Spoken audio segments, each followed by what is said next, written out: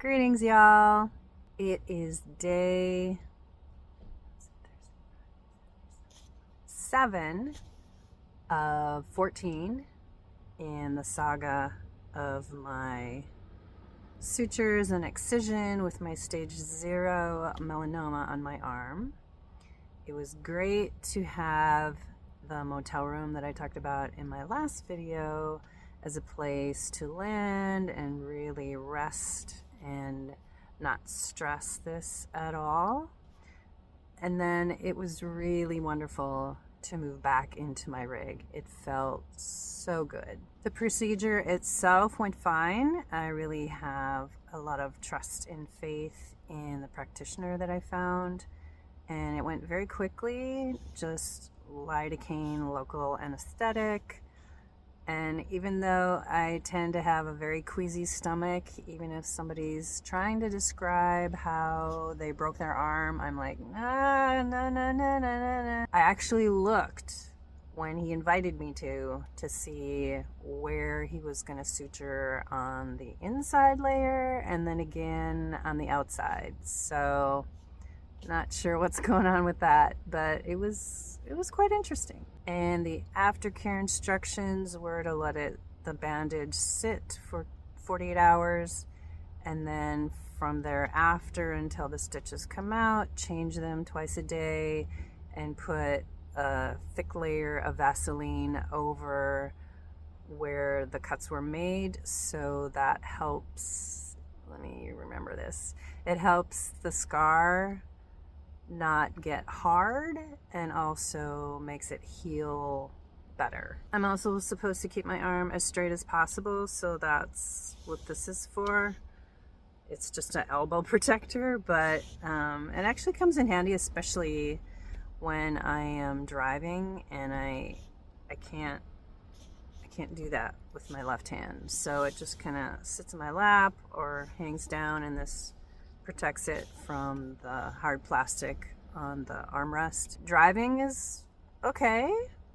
I'm handling it. I'm not going far. I also figured out another way to get from the front to the back, because this can't take a lot of pressure and it's supposed to stay straight. So I basically sit on the center console on a pillow and turn my body that way instead of the really crazy, more complicated way I was doing it before. So I might hang on to this one.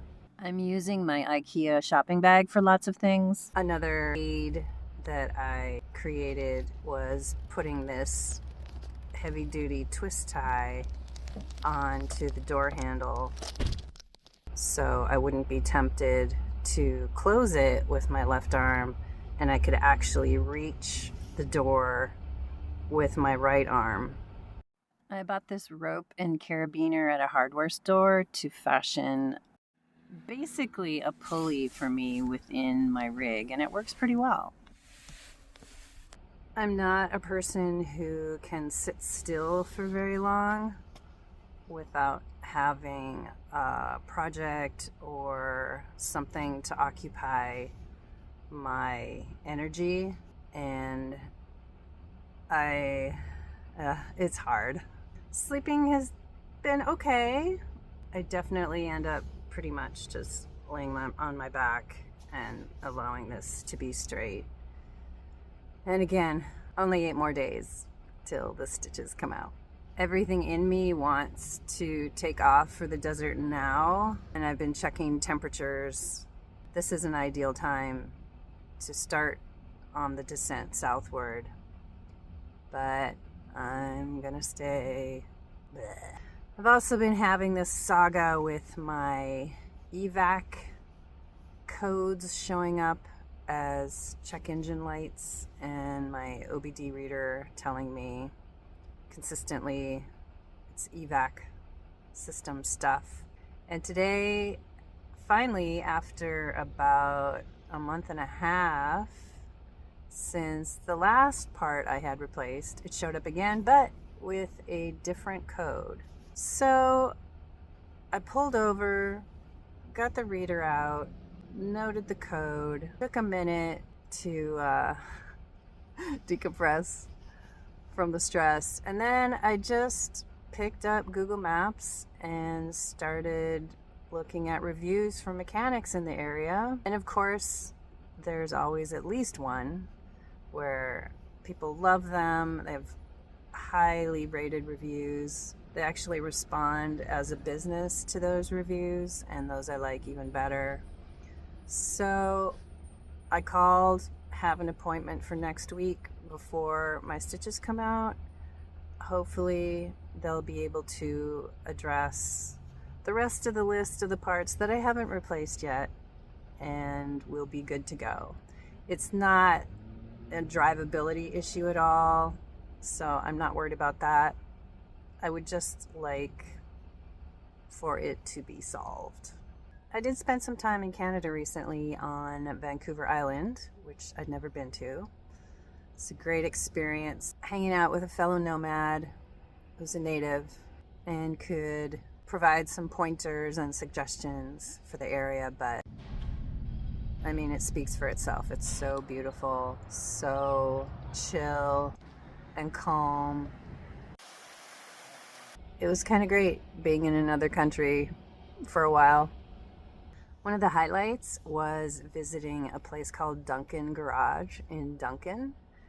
It's a revamped location that used to be an automotive center of some kind, and now it's a restaurant, bookstore, coffee shop. That kind of vibe is so me.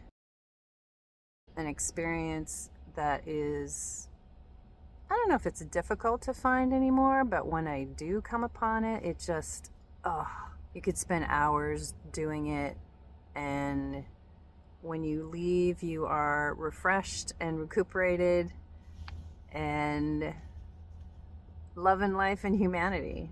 Thanks for being here, and see you down the road.